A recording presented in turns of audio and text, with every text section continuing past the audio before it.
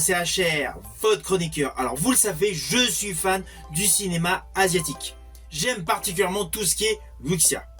Au sein du monde cinématographique asiatique, j'ai des acteurs de prédilection dont Donnie Yen. Aujourd'hui, je vais vous parler d'un film avec Donnie Yen qui est sorti en 2010. Il s'agit du film The Legend of the Fist. Avant d'aller plus loin, n'oublie pas, si tu n'es pas abonné, pense à le faire. Pense à liker si tu aimes ce que tu vas voir. Pense également à la petite cloche pour les notifs. Let's go! 貴様ら、日本軍人ならいつでも死ぬ覚悟をしておけ。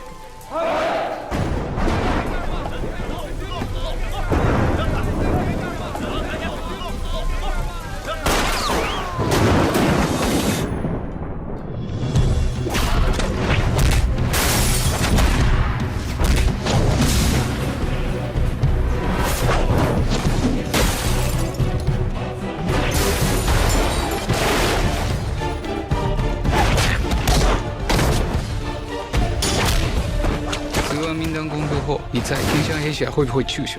会。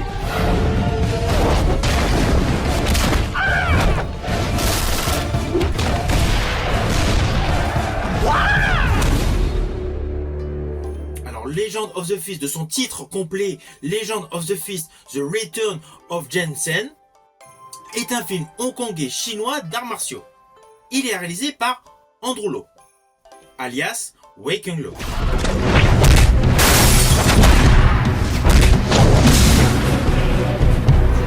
Le personnage principal de ce film, donc interprété par Donnie Yen, donc a fait la Première Guerre mondiale en France. Il retourne à Shanghai.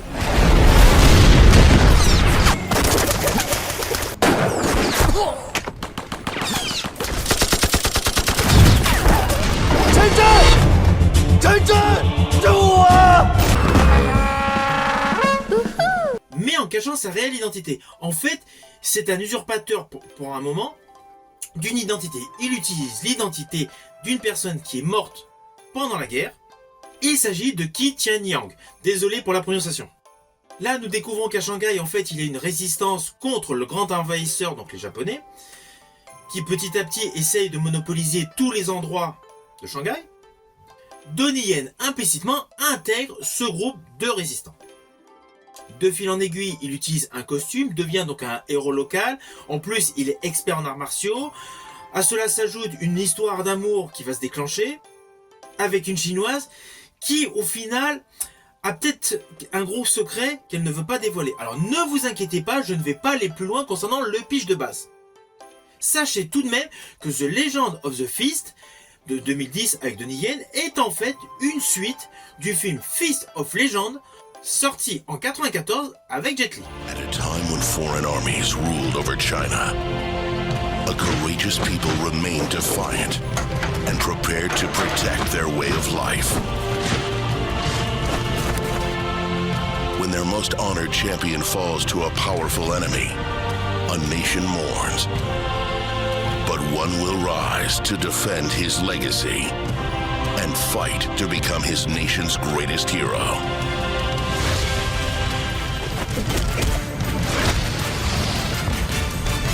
Jet Li, Fist of Legend.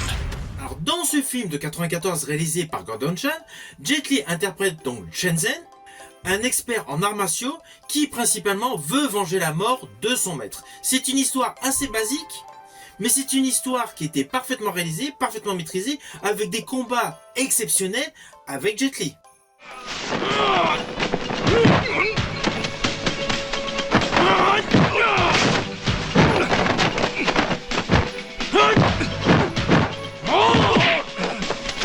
Alors ce film avec Jet Li n'a pas eu le succès escompté.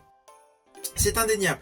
Néanmoins, par beaucoup de critiques dans le monde, ce film avec Jet Li est considéré comme son meilleur film. Cependant, il ne faut pas oublier qu'en fait ce film avec Jet Li est une sorte de remake d'un film d'arts martiaux avec un maître incontesté du genre. Le maître incontesté du genre n'est autre que Bruce Lee et le film n'est autre que La Fureur de vaincre.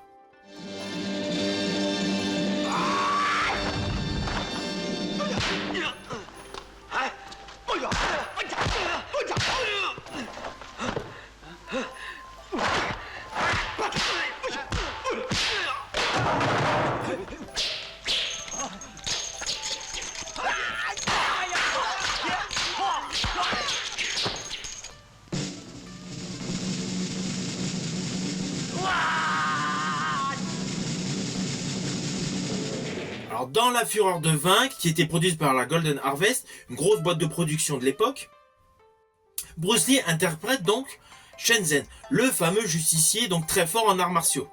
Alors le pitch de ce film prenait place au retour des vacances donc du personnage Shenzhen interprété par Bruce Lee, qui découvrait donc son maître mort. Et bien évidemment, durant le film, il voulait à tout prix venger son maître. Ce film, bien évidemment, a été un méga succès. Il a rapporté 100 millions de dollars. Vous imaginez, pour l'époque, c'était énorme. Ce fut donc un immense boom pour la carrière de Bruce Lee. Et essentiellement, le film hongkongais qui a rapporté le plus d'argent. Jusqu'au film suivant qui est sorti en 72, donc un an après, La Fureur du Dragon avec Bruce Lee. Néanmoins, donc le personnage de Shenzhen fut interprété par Jet Li dans Fist of Legend en 94 sous la direction de Gordon Shaw, puis par Donnie Yen dans une série télévisée en 95.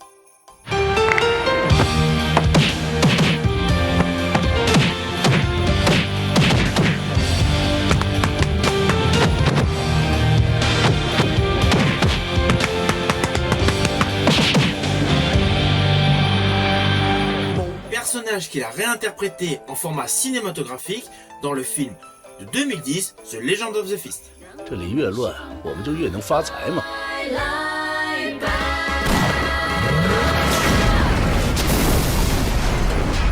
Alors l'interprétation de Donnie Yen dans la série, donc où il prenait le rôle de Shenzhen, la série se nommait donc Sword Revenge.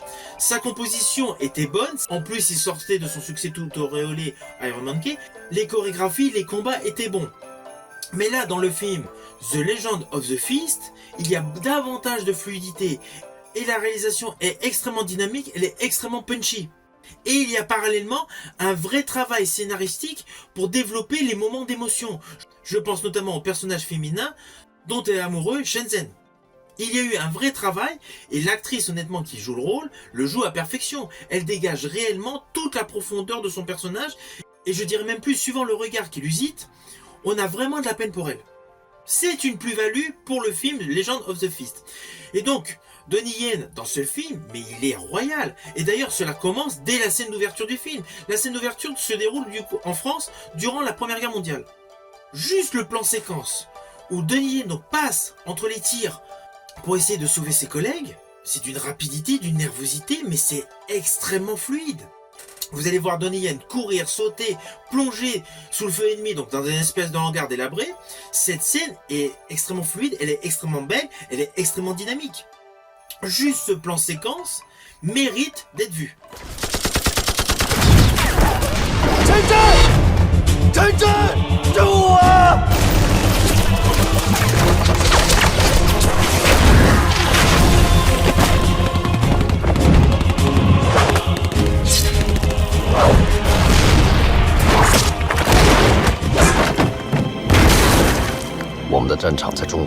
Et cela vous donne un vrai aperçu de toute la réalisation que vous allez découvrir au fil du déroulé d'histoire.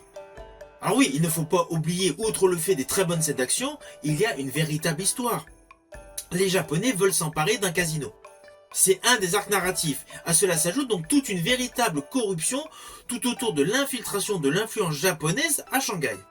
Les scènes d'action sont là, oui, mais elles émaillent ce film qui a une vraie structure narrative.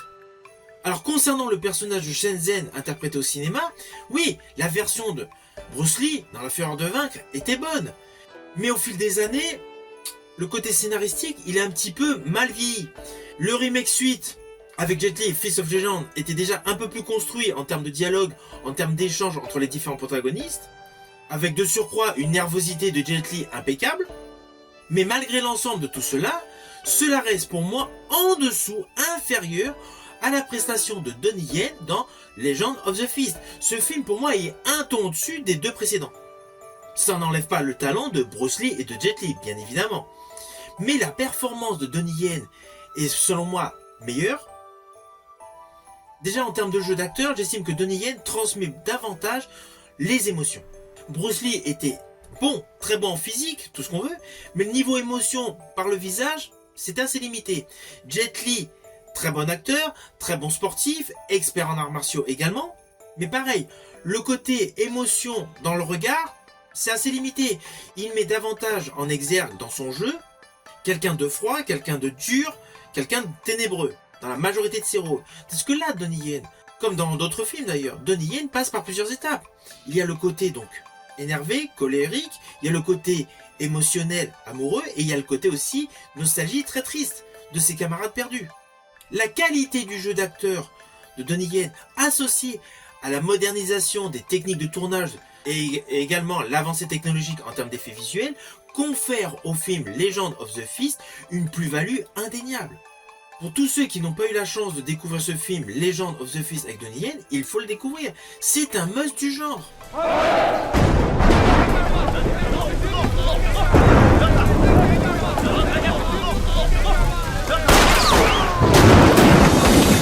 Alors je préciserai que c'est dommage qu'il n'y a pas eu de suite. Cela aurait été intéressant qu'une suite soit développée au cinéma. Mais au vu des nouvelles séquelles de films des années après, peut-être que dans l'avenir nous découvrirons une suite à Legend of the Fist.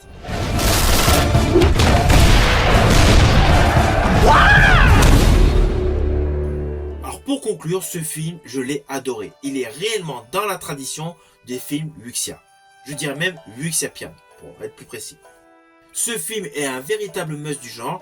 C'est un film qui dévoile une nouvelle fois la qualité de jeu d'acteur et le talent de Donnie Yen. C'est un film que je vous invite bien évidemment à découvrir, soit par le biais de plateformes de streaming, soit par le biais de supports physiques, DVD ou Blu-ray. J'espère réellement que vous prendrez plaisir à découvrir ce très bon film d'arts martiaux. Je vous dis à bientôt pour une prochaine chronique.